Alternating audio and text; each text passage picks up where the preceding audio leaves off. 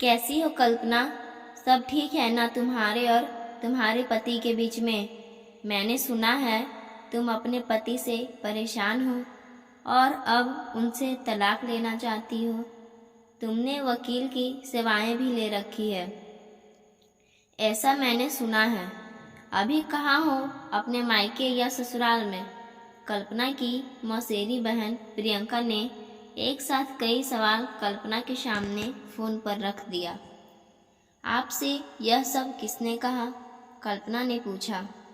इससे क्या फर्क पड़ता है किसने कहा, कब कहा? तुम यह बताओ, माजरा क्या है? क्या सचमुच तुम्हारा तलाक हो रहा है? प्रियंका ने पूछा। नहीं दीदी, ऐसा कुछ नहीं है। मैं अपने पति के साथ खुश हूँ। मेरी शादीशुदा जिंदगी में कोई भूचाल नहीं आया। मुझे कोई परेशानी नहीं है, ना ही मैं अपने पति से तलाक ले रही हूँ, कल्पना ने कहा। तुम कह रही हो तुम्हारे पति और तुम्हारे बीच सब ठीक है, तो मुझे यह जानकर खुशी हुई। पर अगर तुम्हें सचमुच कोई परेशानी है तो मुझसे निसंकोच कह सकती हो। आखिर मैं तुम्हारी मौसेरी बहन जो हूँ। इतना कहते ही प्रियंका ने फोन रख दिया। कल्पना सोच रही थी कि इतनी निजी बात आखिर प्रियंका दीदी तक कैसे पहुंची। वह भी उसके शहर से 800 किलोमीटर दूर रहती है और ना ही उनसे फ़ोन पर बात होती है। पिछले साल दिवाली पर बात हुई थी और इस बात को काफ़ी समय भी हो गया। तभी कल्पना का फ़ोन फिर बजता है। फ़ोन की स्क्रीन पर देखा तो चाचा के बेटे प्रकाश भैया का फ़ोन था। कैसी हो कल्पना? तुमने तो हमें एकदम पराया कर दिया। भाई हूँ तुम्हारा, तुम उतनी मुश्किल में हो, तुमने बताना भी जरूरी नहीं समझा। तुम कहो तो मैं तुम्हारे पति से बात करता हूँ, समझाता हूँ उसे।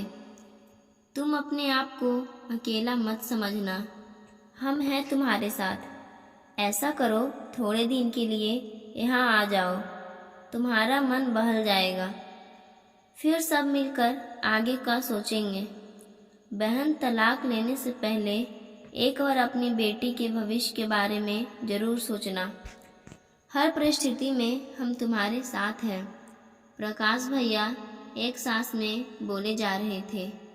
भैया, मैं ठीक हूँ। मैं अपनी पति के साथ ही हूँ और मुझे कोई परेशानी नहीं है। छोटी छोटी कहा सुनी हर पति पत्नी के बीच होती रहती है। आप परेशान ना हो। पर आपसे यह सब किसने कहा? कल्पना ने पूछा। अरे, उड़ती उड़ती खबर सुन रहा हूँ कि तुम्हारे और तुम्हारे पति के बीच में कुछ ठीक नहीं है।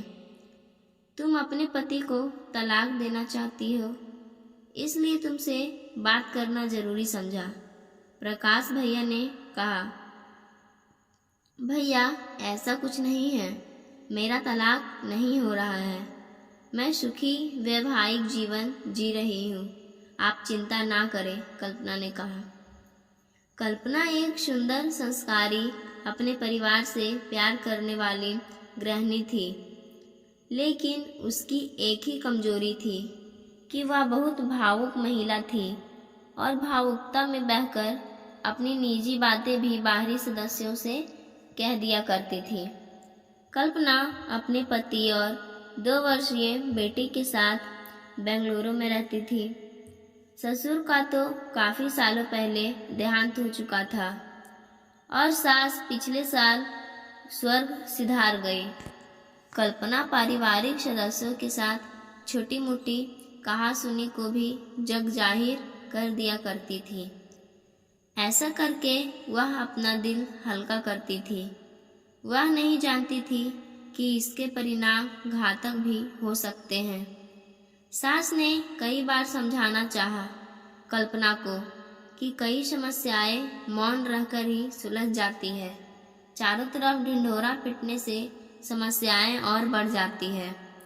पर कल्पना अपना स्वभाव से लाचार थी। कल्पना फोन रखते ही 2 महीने पुरानी घटना पर विचार करती है। या क्या आज फिर भिंडी की सब्जी टिफिन में रख दी? और कुछ बनाना आता भी है या नहीं?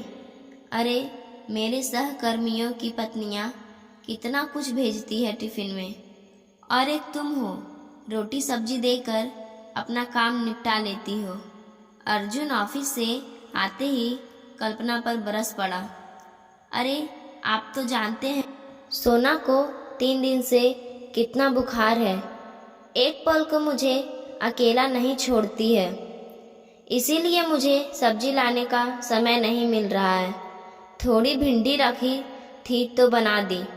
वैसे भी भिंडी तो आपकी फेवरेट सब्जी है, और कल तो मैंने आपको गोभी आलू दिया था।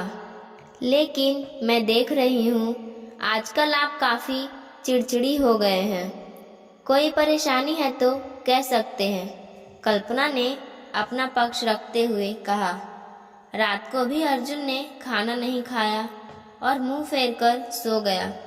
मेरे ऑफिस से आने से पहले बेडशीट चीज़ें हो जानी चाहिए। हफ्ते हफ्ते तक नहीं बदलती बेडशीट जरा भी रहन सहन नहीं आता। ना जाने कैसे संस्कार लेकर आई हो अपने मायके से, और कुछ ढंग का खाना बनाना। अर्जुन कल्पना पर बरसा। कैसी बातें कर रहे हैं आप?